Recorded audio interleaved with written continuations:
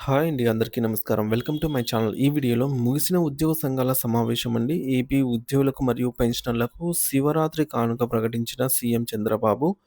So, దీనికి సంబంధించిన పూర్తి వివరాలు ఈ వీడియోలో తెలుసుకుందాము.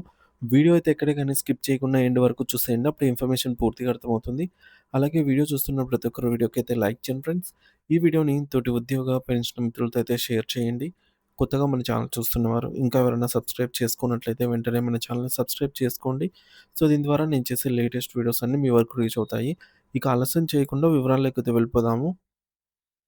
ఫ్రెండ్స్ ఇక విషయానికొచ్చినట్టయితే ఆంధ్రప్రదేశ్ రాష్ట్ర వ్యాప్తంగా వివిధ ప్రభుత్వ శాఖల్లో నిరంతరం విధులు నిర్వర్తిస్తూ రాష్ట్ర ప్రగతిలో భాగస్వాములవుతున్నటువంటి లక్షలాది మంది ప్రభుత్వ ఉద్యోగులకు మరియు తమ జీవితాంతం ప్రభుత్వ సేవకే అంకితమై ప్రస్తుతం విశ్రాంతి తీసుకుంటున్నటువంటి పెన్షనర్లకు సంబంధించి ఇప్పుడే ఒక అత్యంత ప్రాధాన్యత కలిగినటువంటి మనసుకు హత్తుకుని మరియు సంతోషకరమైన వార్త వెలుగులోకి అయితే వచ్చింది.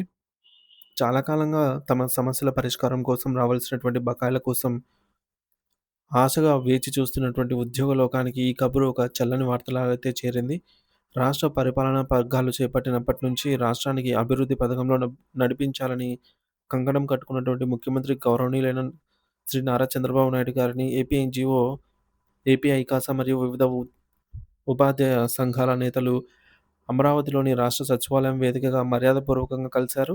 ఈ సమావేశం కేవలం ఒక సాధారణ భేటీ మాత్రమే కాకుండా ప్రభుత్వానికి మరియు ఉద్యోగులకు మధ్య ఉన్నటువంటి బంధాన్ని బలోపేతం చేసే దిశగా ఒక అద్భుతమైన వేదికగా అయితే నిలిచింది.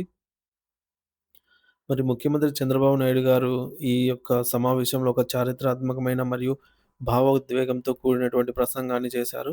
రాబోయే కాలంలో మనం సాధించాల్సిన స్వర్ణాంధ్ర 2047 అనే బహుతర లక్ష్యంలో రాష్ట్ర ప్రభుత్వ ఉద్యోగులు కేవలం పనివారు మాత్రమే కాదని, వారి వ్యవస్థకు ఒక గుండెకాయ లాంటి వారని అయితే ఆయన అత్యంత గౌరవంతో కొనియాడారు.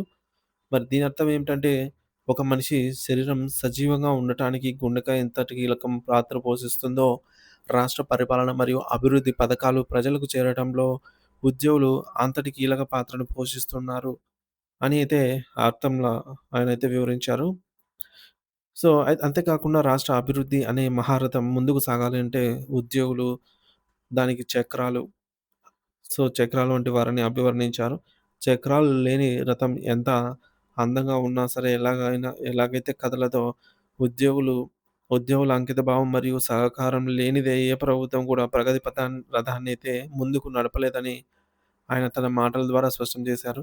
ఇక రాష్ట్ర ఆర్థిక పరిస్థితి ప్రస్తుతం క్లిష్టంగా ఉన్నప్పటికీ, గత ప్రభుత్వాల హయాంలో ఏర్పడినటువంటి అప్పుల భారం వెంటాడుతున్నప్పటికీ ఉద్యోగుల సంక్షేమాన్ని తాము ఎట్టి పరిస్థితుల్లోనూ విస్మరించబోమని ముఖ్యమంత్రి గారు అత్యంత విశ్వాసంతో కూడినటువంటి భరోసాను కల్పించారు. రాష్ట్ర ఖజానాను మెల్లమెల్లగా చక్కదిద్దుతూనే ఉద్యోగులకు రావాల్సిన పెండింగ్ డీఏ, పీఆర్సీ మరియు మధ్యంతర భృతి ఐఆర్ వంటి ప్రధాన ఆర్థిక అంశాలను ఒక్కొక్కటిగా పరిష్కరిస్తామని ఆయన హామీ ఇచ్చారు. ముఖ్యంగా పెండింగ్‌లో ఉన్నటువంటి కరువు భత్యం, డీఏ, డీఆర్ బకాయిలపై ఉద్యోగ వర్గాల్లో ఎన్నో ఆశలున్నాయి. ఈ సమావేశం అనంతరం వెలువడినటువంటి సమాచారం ప్రకారం రాబోయే మహాశివరాత్రి పండుగ నాటికి పెండింగ్‌లో ఉన్నటువంటి ఒక డీఏ చెల్లింపుపై ప్రభుత్వం నుంచి ఒక అధికారిక మరియు తీపి కబురు వచ్చే అవకాశం ఉంది అని ఉద్యోగ సంఘాల నేతలు ఎంతో ఉత్కంఠతో అయితే ఎదురుచూస్తున్నారు. మరి ఈ పండుగ కానుక ఉద్యోగుల ఇళ్లలో నిజమైన వెలుగులు నింపుతుంది అనైతే వారు ఆశిస్తూ ఉన్నారు. మరి ఈ సమావేశం కేవలం చర్చలకే పరిమితం కాకుండా ప్రభుత్వం ఇటీవల తీసుకున్నటువంటి కొన్ని సాహసోపేతమైనటువంటి మరియు మానవీయమైనటువంటి నిర్ణయాలపై ఉద్యోగ సంఘాల నేతలు ముఖ్యమంత్రికి హృదయపూర్వకంగా కృతజ్ఞతలు తెలియజేశారు. ముఖ్యంగా మహిళా ఉద్యోగుల పట్ల ప్రభుత్వం చూపిన కనికరం ప్రశంసనీయం.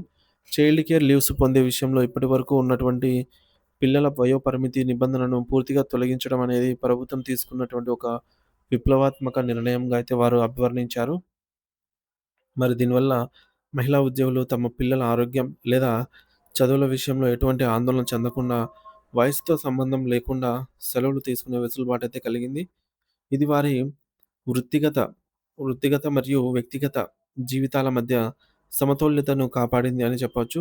అలాగే ఆర్టీసీ ఉద్యోగుల పదోన్నతులకు సంబంధించి దస్త్రాలపై ఎటువంటి జాప్యం లేకుండా తక్షణమే సంతకం చేసి ఉత్తర్వులు విడుదల చేసినందుకు ఆర్టీసీ కార్మిక సంఘాలు తమ హర్షాన్ని వ్యక్తం చేశాయి. ఏళ్ల తరబడి పదోన్నతులు లేక ఒకే హోదాలో ఉండిపోయినటువంటి వేలాది మంది కార్మికులకు ఈ నిర్ణయం వల్ల గొప్ప ఆర్థిక మరియు వృత్తిగత ఊరట కూడా లభించింది. మరి ఈ కీలక భేటీలో ఉద్యమ నేతలు విద్యాసాగర్ గారు, బొప్పరాజు వెంకటేశ్వర్లు మరియు సూర్యనారాయణ వంటి ప్రముఖ నాయకులు పాల్గొని క్షేత్రస్థాయిలో ఉద్యోగులు మరియు పెన్షనర్లు ఎదుర్కొంటున్న కష్టాలను ముఖ్యమంత్రి గారికి సవివరంగా వివరించారు. ముఖ్యంగా ఉద్యోగుల హెల్త్ కార్డుల ద్వారా కార్పొరేట్ హాస్పిటల్స్‌లో నగదురహిత వైద్యం, క్యాష్‌లెస్ ట్రీట్మెంట్ అందడం లేదని, ప్రభుత్వ బకాయిలు పెండింగ్‌లోనే ఉన్నాయని అనే సాకుతో ప్రభుత్వ ఆసుపత్రి యాజమాన్యాలు కార్డులను నిరాకరిస్తున్నాయని నేతలు సీఎం దృష్టికి తీసుకెళ్లారు. దీనివల్ల అత్యవసర సమయంలో ఉద్యోగులు ప్రాణాలు కోల్పోతున్నారని వారు ఆవేదన వ్యక్తం చేశారు.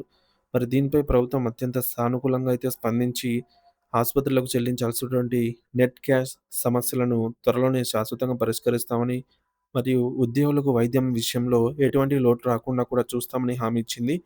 విద్యారంగానికి సంబంధించి కూడా ముఖ్యమంత్రి గారు కొన్ని కీలక హామీలనైతే ఇచ్చారు. ఉపాధ్యాయుల బదిలీల ప్రక్రియను ఎటువంటి రాజకీయ ప్రలోభాలకు లేదా జోక్యం లేకుండా పూర్తిగా పారదర్శకంగా నిర్వహిస్తామని ఆయన స్పష్టం చేశారు. అంతేకాకుండా ఉపాధ్యాయులకు రావాల్సినటువంటి పెండింగ్ పదోన్నతులను కూడా త్వరలోనే కల్పిస్తామని, విద్యా వ్యవస్థను బలోపేతం చేయడంలో ఉపాధ్యాయుల పాత్ర మరవలేనిదని ఆయన ఉత్సాహభరితమైనటువంటి పిలుపునిచ్చారు. మరి ఉద్యోగులు సంతోషంగా ఉంటేనే రాష్ట్రం సుభిక్షంగా ఉంటుంది అనే బలమైన సందేశాన్ని ముఖ్యమంత్రి గారు ఈ సమావేశం ద్వారా అయితే చాటి చెప్పారు. ప్రభుత్వం మరియు ఉద్యోగులు ఒకే కుటుంబ సభ్యుల్లా కలిసి పనిచేసినప్పుడే రాష్ట్రం అభివృద్ధి పదంలో దూసుకుపోతుందని ఆయన నమ్ముతున్నారు. త్వరలోనే డిఏ బకాయిలు మరియు కొత్త పీఆర్సీ అంశాలపై సానుకూల ఉత్తర్వులు వస్తాయని, ఉద్యోగ మరియు పెన్షనర్ల వర్గాల్లో కొత్త ఆశలు చిగురిస్తాయి అని రాష్ట్ర వ్యాప్తంగా సానుకూల చర్చ జరుగుతుంది.